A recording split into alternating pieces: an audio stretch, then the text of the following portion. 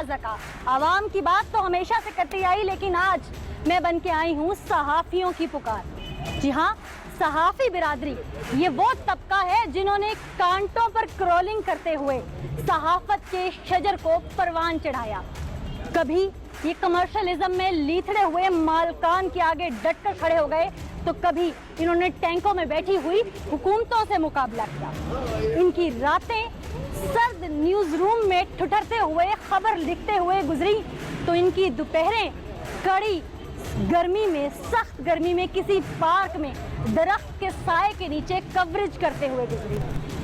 आमरीयत हो या जमहूरियत, सहाफ़ी ने हर दौर में खड़े होकर डट कर मुकाबला किया और नाराए हक बुलंद किया। लेकिन जब बात आती है सहाफ़ी के अपने हक की, आखिर वो भी तो पाकिस्तानी शहरी है, आखिर वो भी तो इंसान है, आखिर उसके घर में भी तो एक फैमिली है, आखिर उसका भी गुजर बसर इसी करेंसी पर, इसी इजनास पर, इसी सोसाइटी पर मुनहसर है। लेकिन कोई भी हुकूमत, कोई भी दौर रहा, अमरीयत रही, जमहूरियत रही, सहाफ़ी का हक, उसका मुआशी कत्ल कर दिया गया, उसे मसल दिया गया। लेकिन सहाफ़ी फिर भी डट कर खड़ा रहा। कुछ तो इस सख्त वक्त की कड़ी धूप बर्दाश्त न कर सके और बर्फ की मानद पिघल गए, लेकिन कुछ आज भी नाराए हक बुलंद करने के लिए खड़े हैं। एक ऐसा ही इशू आज मैं आपके सामने रेस करने जा रही हूँ, जिसके बारे में शायद न कभी किसी हुकूमत ने सोचा, ना कभी किसी इदारे ने सोचा, और ना ही शायद किसी को एहसास हुआ, शायद हमारी आवाम के इल्म में भी नहीं है कि सहाफ़ियों का हक कैसे मसला गया। लेकिन हम जहां दूसरों को हक दिलवाना जानते हैं, अपना हक भी छीन कर लेना जानते हैं। मांगेंगे, ना दिया तो छीनना हमें आता है। आइए चलते हैं।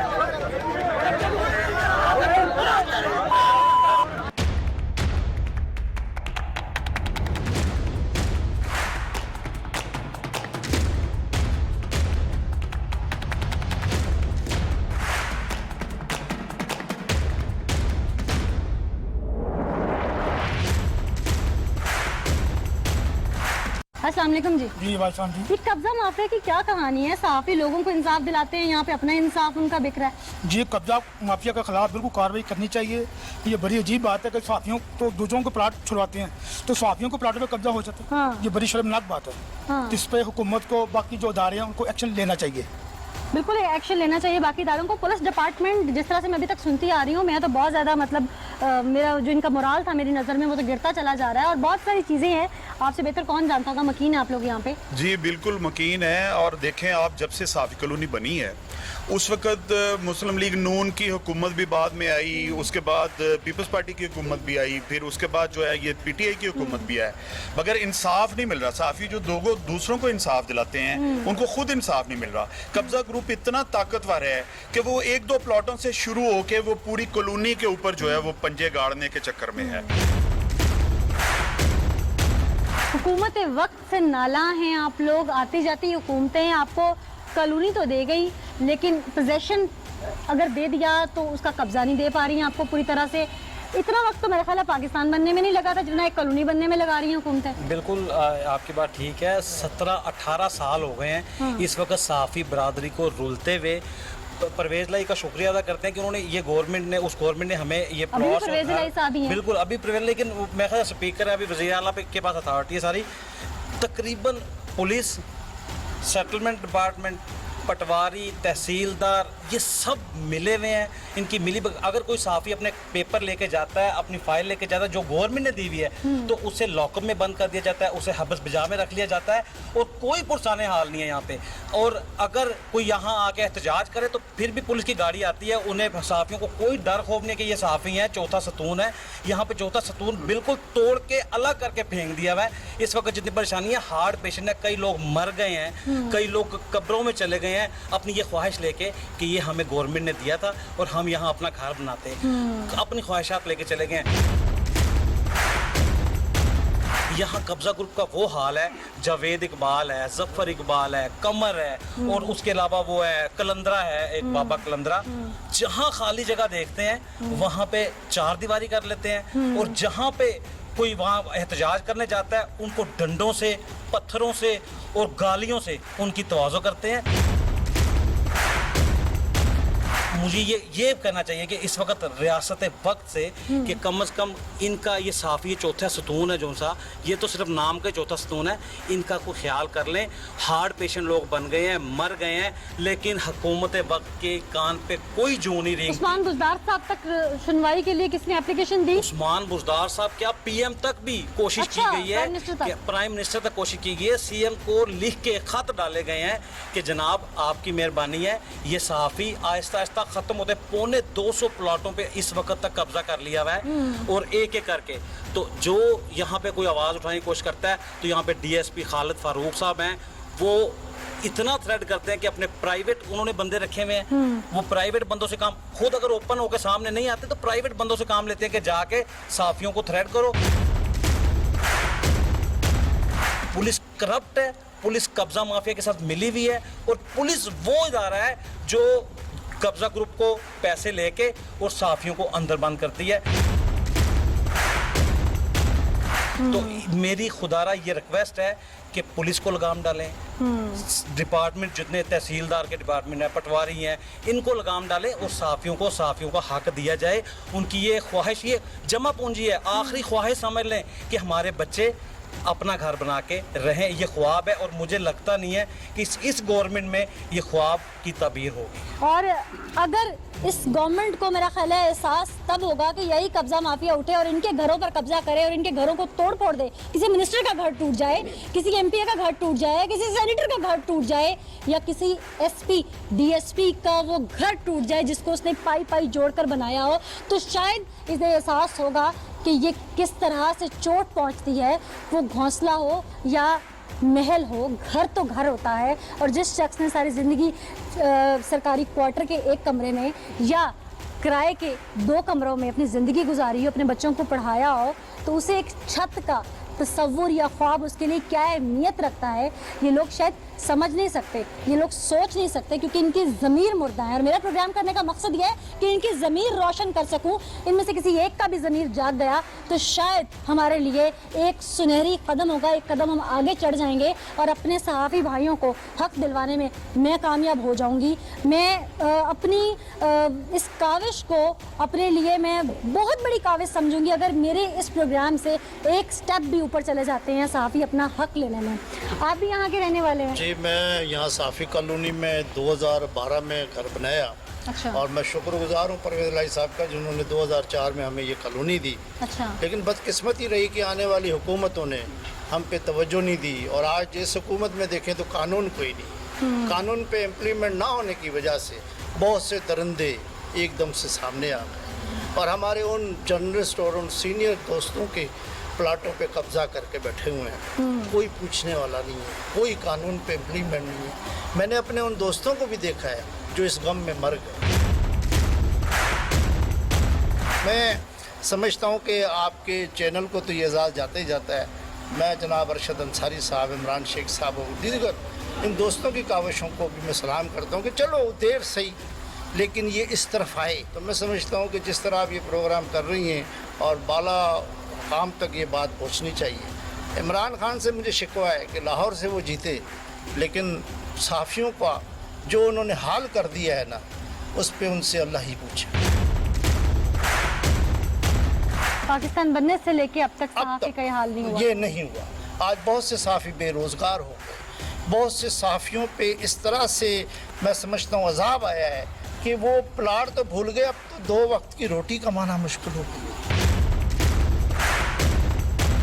मैं आपको दाद देता हूँ कि आपकी पुकार ने हमारे अंदर एक जोश और वलोला पैदा कर दिया इंशाअल्लाह हम आगे और भी आपके हम साथ। चाहेंगे कि आप आला हुकाम को ये एहसास दिलाएं कि ये जर्नलिस्ट हैं, आप इस कौम की खिदमत करने वाले लोग हैं जो अपनी भूख को, अपने मसाइल को छोड़कर दिन रात भागते रहते हैं और वो अक्कासी करके और वो खबरियत लेके इस कौम को दिखा रहे होते हैं।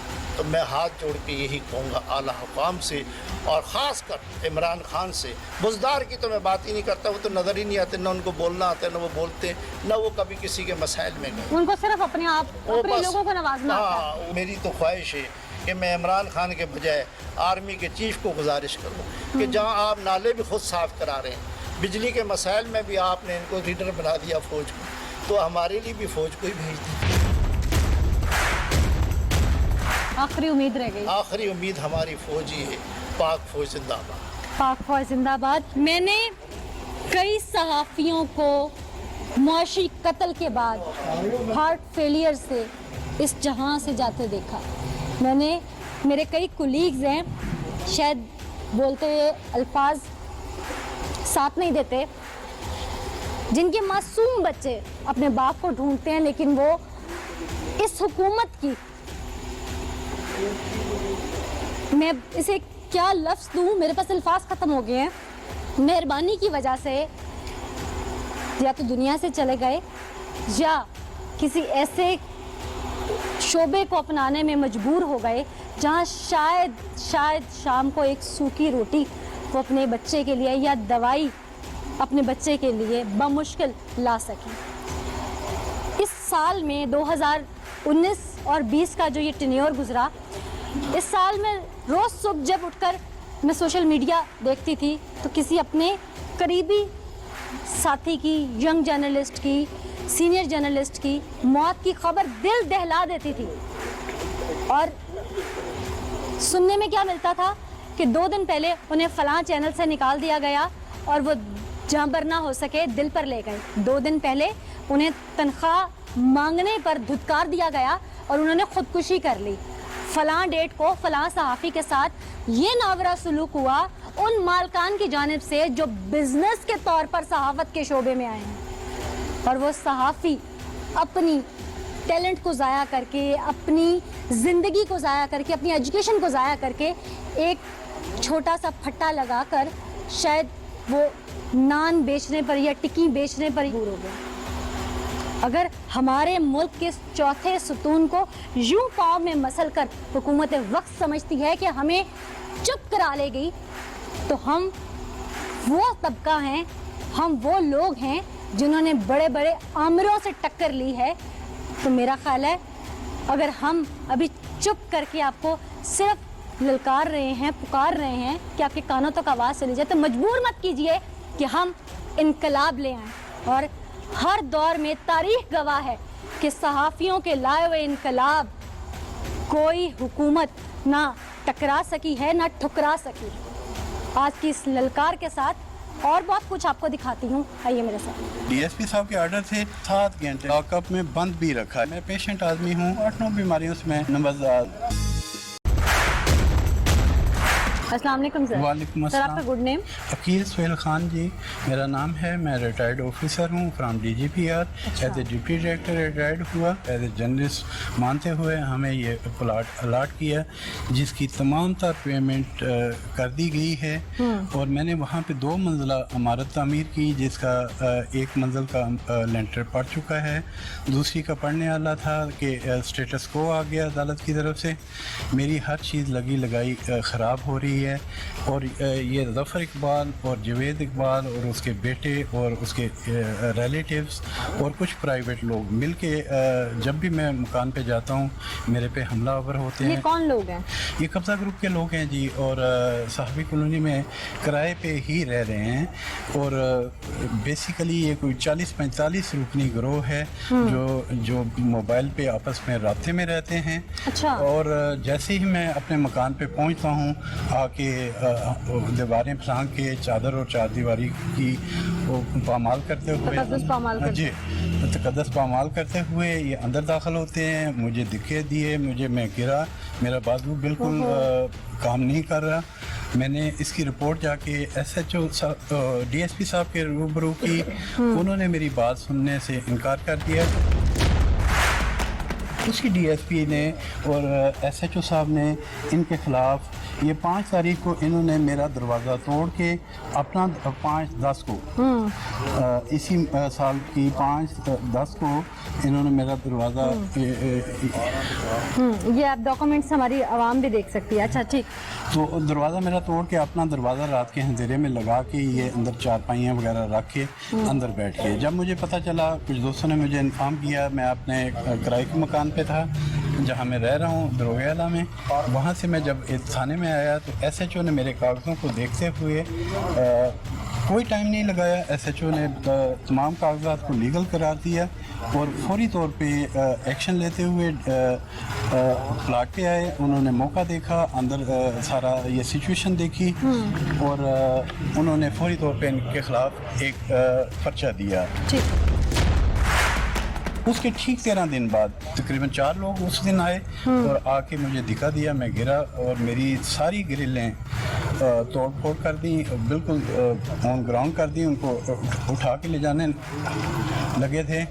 नहीं तो पुलिस ने FIR दर्ज कर ली, आपके साथ स्पॉट पे भी आई पुलिस, उसके बाद ये दोबारा आए तो आप पुलिस के पास नहीं गए? मैं दोबारा गया जी। मुझे वहाँ पे थाने में बैठा दिया गया एक कमरे में और कहने लगे कि आपने यहाँ से जाना नहीं। मैं 7 घंटे, मैं पेशेंट आदमी हूँ, मैं शुगर पेशेंट हूँ, साइरोसिस का शिकार हूँ, 8-9 बीमारियों से मैं नंबर आजमा हूँ।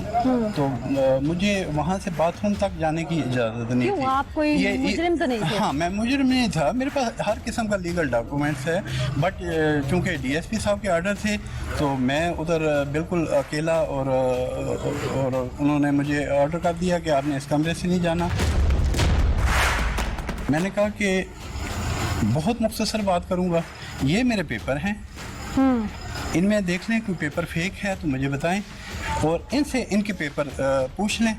वो पता नहीं उस दिन क्या अदर पार्टी भी आई हुई थी? अदर पार्टी भी थी, ठीक है। उनको जो प्रोटोकॉल दिया जा रहा था मेरी समझ से बाहर था। मैंने कहा जी ये मेरे पेपर हैं, इनको चेक कर लें, अगर इनमें कोई इलीगल पेपर है तो मुझे बताएं। तमाम पेपर आपने खुद लीगल करार दिए जब पर्चा दिया। वो ठीक 13 दिन के बाद उनकी टून ही चेंज थी। पुलिस में से कौन कौन था? SHO था? नहीं, SHO साहब नहीं थे। SHO साहब मैंने ऑब्जर्व की है, वो एक अच्छा इंसान है, लीगल आदमी है। तो पुलिस डिपार्टमेंट से कौन गिल्टी है? गिल्टी उस दिन खालिद फारूकी साहब DSP साहब ने अपनी कोर्ट लगा ली अपने कमरे में। उन्होंने मुझे स्ट्रेट अवे कहा आप अपने मकान में नहीं जा सकते। जब मैंने उन्हें ये बताया कि ये मेरे लीगल पेपर हैं, आप इन्हें चेक कर लें, उन्होंने मेरे पेपर भी चेक करने से इनकार कर दिया। उन्होंने स्ट्रेट वे कहा कि आप इस मकान में दाखिल नहीं हो सकते। मैंने थोड़ा सा प्रोटेस्ट करने की कोशिश की। उन्होंने कहा जी कि अगर आप मेरी बात नहीं सुनेंगे तो मैं अभी आपको लड़ाई झगड़े के केस में लॉकअप में बंद कर दूँगा। जी खालिद फारूकी ने। और इससे पहले मुझे इन्होंने 1.5 घंटा लॉकअप में बंद भी रखा है। मुझे उम्मीद है कि सुन रहे होंगे IG साहब आप भी। हाँ, 1.5 घंटा मुझे लॉकअप में बंद रखा बगैर किसी वजह के, बगैर किसी पर्चे के। जबकि DSP साहब ने एक दफ़ा इनको गिल्टी करार देने के बाद दोबारा पता नहीं कौन सी चमक थी, क्या था मुझे नहीं समझ आई। उस दिन उन्होंने स्ट्रेट वे मुझे थ्रेट किया कि अगर आप मेरी बात नहीं सुनेंगे, अगर आप मकान पे जाएंगे अपने मकान पे तो मैं आपको। सहाफ़ियों का हक तो हम दिलवा के रहेंगे, लेकिन खालिद फारूकी साहब अगर आपको अपने फ़राइज़ याद नहीं है तो मैं आपको बरमला कहती हूँ कि मैं आपको याद करवाऊंगी। पुलिस डिपार्टमेंट में इन काली भेड़ों की वजह से आम शहरी तो क्या, हम सहाफ़ियों के साथ जो सलूक हुआ है शायद हम सहाफ़ी भी जाते हुए 100 दफ़ा सोचते हैं। और एक हमारे ऐसे सीनियर सहाफ़ी जो कि बीमार हैं, जो कि कई अमराज में मुब्तला हैं, जो अपनी शिकायत लेके गए। खालिद फारूकी साहब DSP, आपको किसने ये हक दिया है कि एक शख्स, एक शहरी आपके पास, चाहे वो सहाफ़ी नहीं भी है, वो एक आम शहरी भी होता, तो किसने आपको हक दिया था कि वो अपनी कंप्लेंट आपके पास लेके जाता और आप उसे हब्से बेजा में 7-8 घंटे बिठा के रखते? उसके बाद किसने आपको हक दिया था कि आप अपने ही कमरे में खुद जज बन जाते? आपकी वर्दी आपको जज बनने के लिए नहीं पहनाई गई। किसने आपको हक दिया था कि आप ऑन स्पॉट यूं फैसला करते हुए, अदालत का भी एहतराम न करते हुए, खुद अदालत लगाकर उस शख्स को 1.5 घंटा लॉकअप में बंद रखते? आपको किसने हक दिया था कि आप इस बात का फैसला करते कि उसने अपनी पाई अपनी उम्र भर की कमाई से बनाया वो मकान, उसमें वो दाखिल ना हो सके? किसने हक दिया था कि आप उसको धमकाते? आपको इन तमाम सवालों के जवाब देना होंगे। और आखिर में आपको किसने ये हक दिया था कि आप उस पर मुकम्मल पाबंदी लगाते कि उस तरफ अगर उसने रुख किया तो उसके साथ अच्छा नहीं होगा? अगर आप ये जवाब नहीं देंगे तो मैं आईजी पंजाब से लूंगी। अगर फिर भी मुझे जवाब ना मिला तो मैं वो तमाम दरवाजे खटखटाऊंगी जहां तक आप जवाब दे हैं। अगर आप अपना जवाब देंगे या आईजी साहब अपना जवाब देना चाहें कि गलती, कोताही, कमी बेशी क्यों हुई, तो मैं वादा करती हूँ कि जिस तरह से मैं ये सब कुछ चला रही हूँ, मैं आपका मौक़िफ़ भी गैर जानिबदारी से चलाऊंगी। और मुझे उम्मीद है कि शायद मेरे इस दस्तक से, मेरे इस खटखटाने से किसी न किसी के कान पे आज जूं जरूर रेंगेगी। ना रेंगी तो एहतजाज हमारा हक है, जिसे आप न रोक सकते हैं न छीन सकते हैं। कितनों को आप डराएंगे, कितनों को धमकाएंगे, हम एक करके ईंट से ईंट बजा देंगे।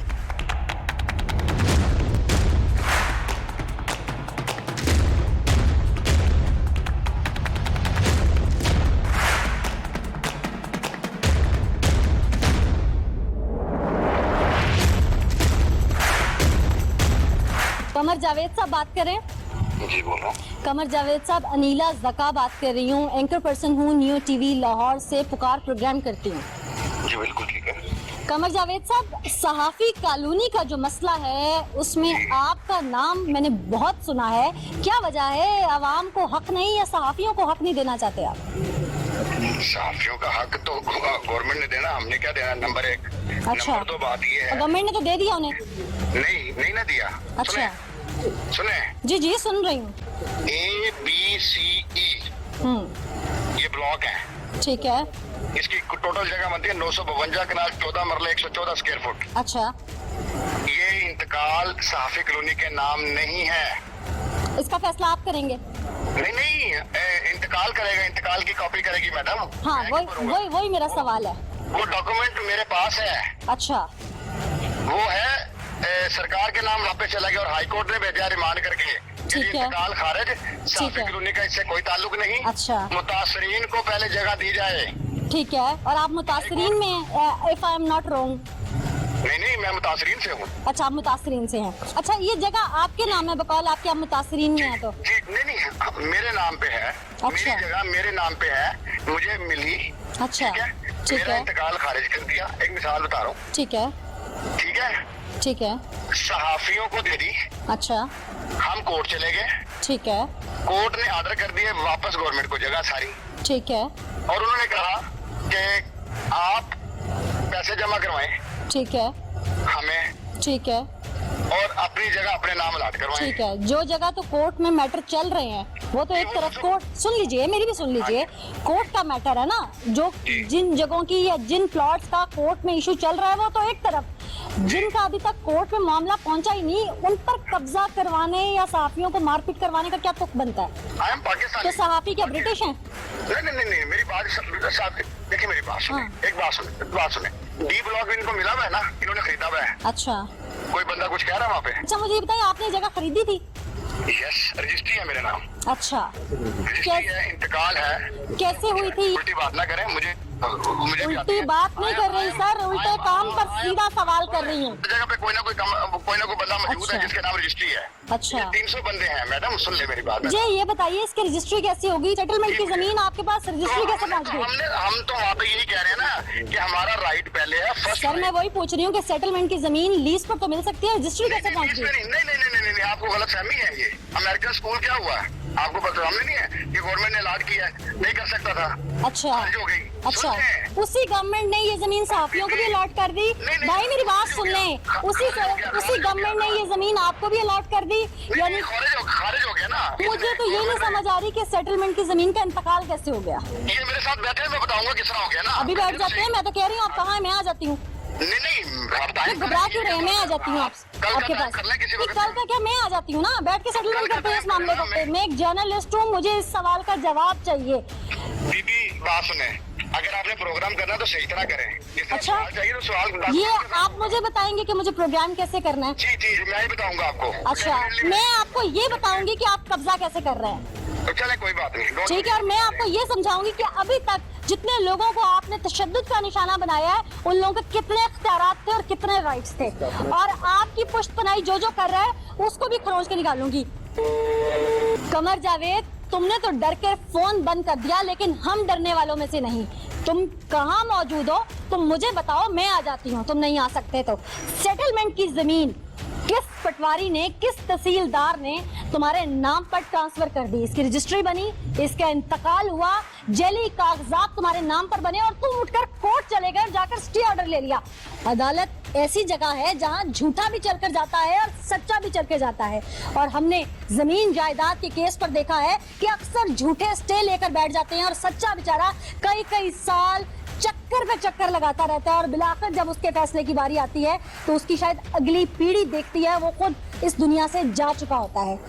बहुत सारे झूठे मुकदमे बनाते हैं, झूठे केस लड़ते हैं, शायद तुम्हारे भी वकला ऐसे ही होंगे। दूसरी बात, तुम जैसे कई झूठे उठे और अगर कह दें कि शालामार बाग हमारा है, मीनारे पाकिस्तान हमारा है, तो मेरा ख्याल है सरकार को साबित करने में 10 साल लग जाएंगे। लेकिन तुम जैसे झूठे स्टे ऑर्डर लेकर यूं बैठ जाएंगे और वहां पर कब्जा माफिया बनकर कंस्ट्रक्शन करके शायद उसे आगे भी बेच दें। कमर जावेद, तुम झूठे थे, इसीलिए तुमने फोन बंद किया और तुम मुझसे डर के भाग गए। मैंने अपने सहाफती फराइज सर अंजाम देते हुए जरूरी समझा कि तुम्हें कॉल करके तुम्हारा मौक़िफ़ लूं, लेकिन तुम झूठे ही निकले क्योंकि तुमने भागने में आफियत जानी। अगर तुम में जरा सी भी सच्चाई होती तो तुम्हें तो रात भर बैठकर अपनी सच्चाई साबित करनी पड़ती, तुम करते। एक कदम आगे बढ़ूंगी और ऐसे पटवारी हमारे साथ मौजूद हैं जो उस वक्त अपनी ड्यूटी सर अंजाम दे रहे थे और उन्हीं से तमाम चीजें जानते हैं कि उन्होंने उस वक्त क्या देखा, सच्चाई क्या है और ये कब्जा माफिया किस तरह से एक्टिव है और इनकी पुश्तराई करने वाले अफसरान के मुंह को कितना बड़ा शोरबा लग चुका है। आइए हम दिखाते हैं।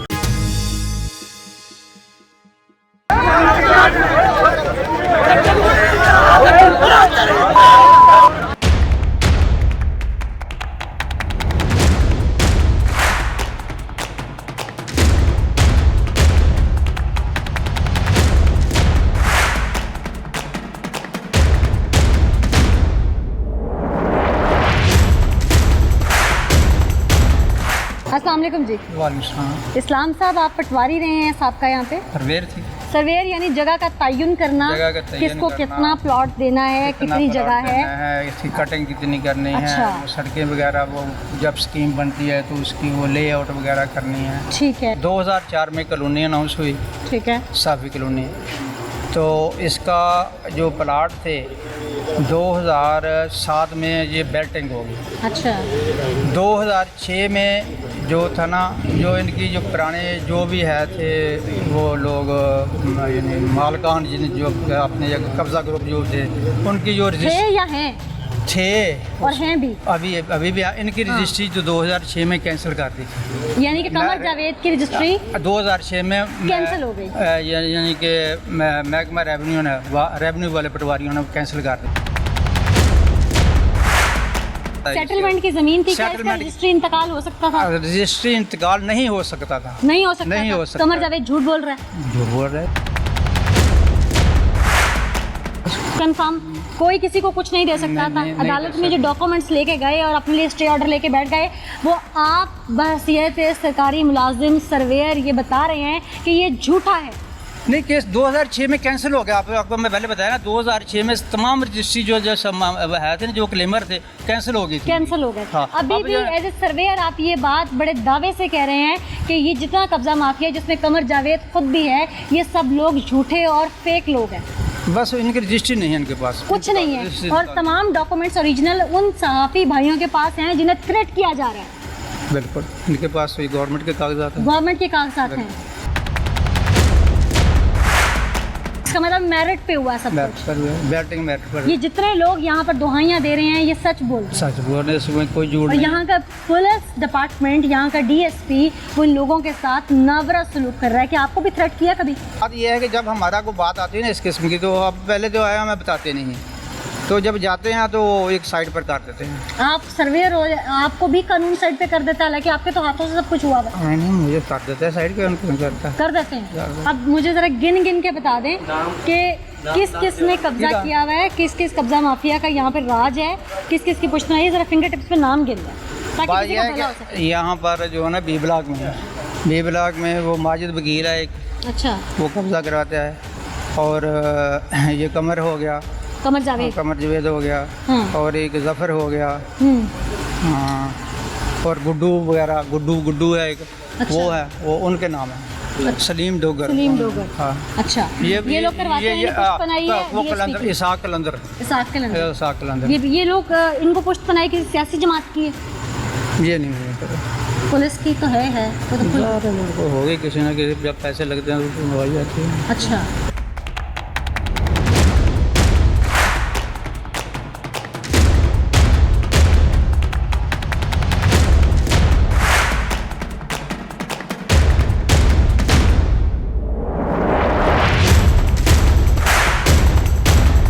आसिफ भट्ट साहब, आप एमरा के सदर भी हैं।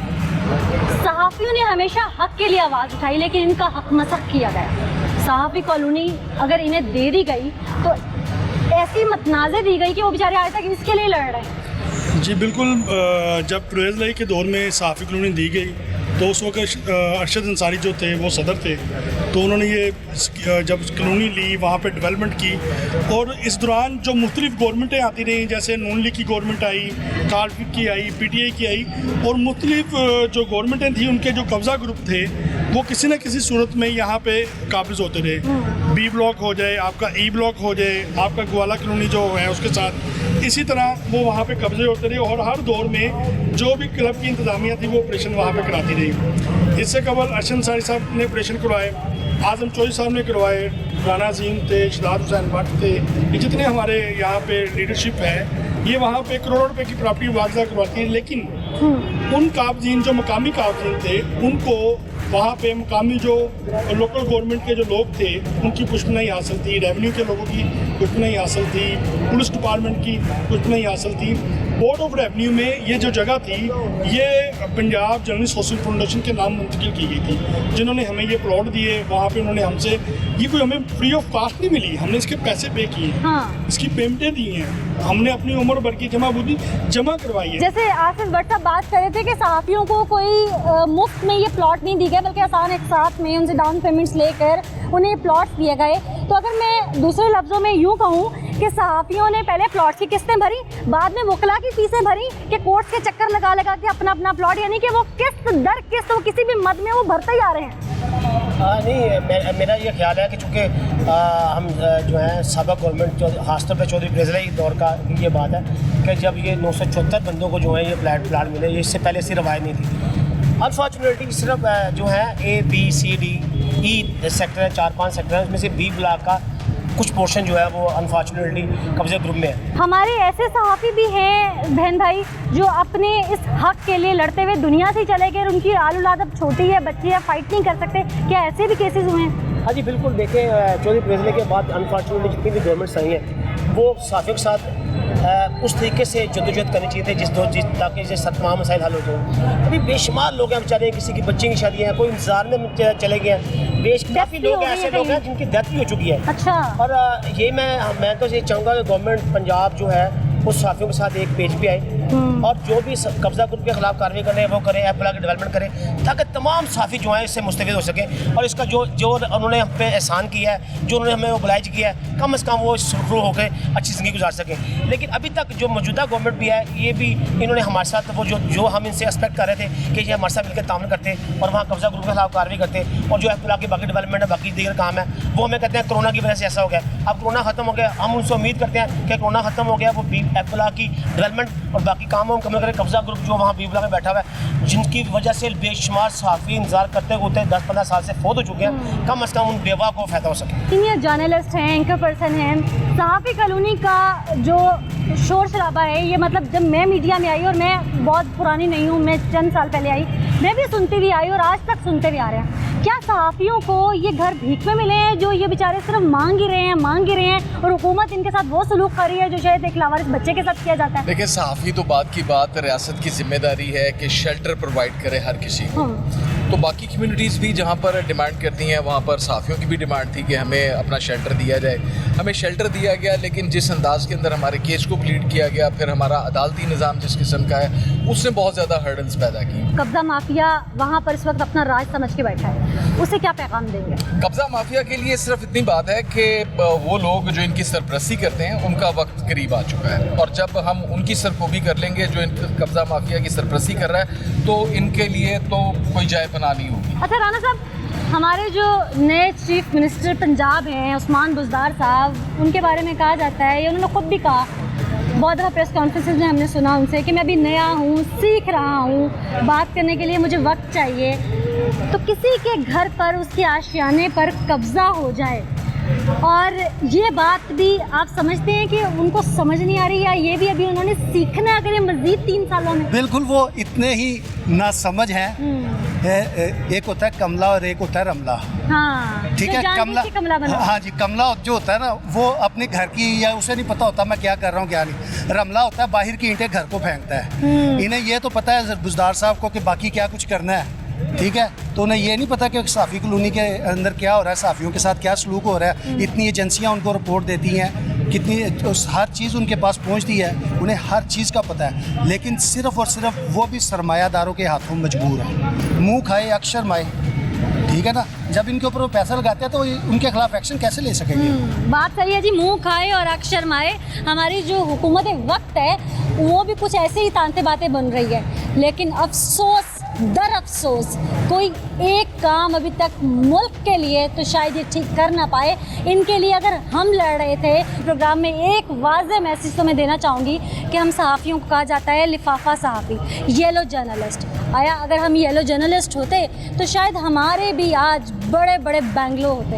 हम उस 5-7 मरले के इंस्टॉलमेंट वाले प्लॉट के लिए यूँ दर दर रो नहीं रहे होते, भीख नहीं मांग रहे होते, यूँ हुकूमत से इल्तिजा नहीं कर रहे होते, और यूँ ही पंजाब पुलिस के हाथों रुस्वा नहीं हो रहे होते। आज के प्रोग्राम में मैंने कोशिश की कि सहाफ़ियों के लिए आवाज़ बुलंद कर सकूं, क्योंकि ये मेरा अपना शोबा है। अगर ये इसी तरह पस्ती में जाता रहा, इसी तरह ये अपना हक छोड़ता रहा, तो कहीं खुदा ना करे कि ये लोग भी बर्फ़ की मानंद इस कड़ी धूप में पिघल जाएं, जो कि मैं शायद खुद नहीं देख सकती। आज के इस एपिसोड से मुझे अनीला ज़का को इजाज़त दीजिए। अगले एपिसोड में दोबारा हाजिर होंगे, तब तक के लिए अल्लाह निगहबान।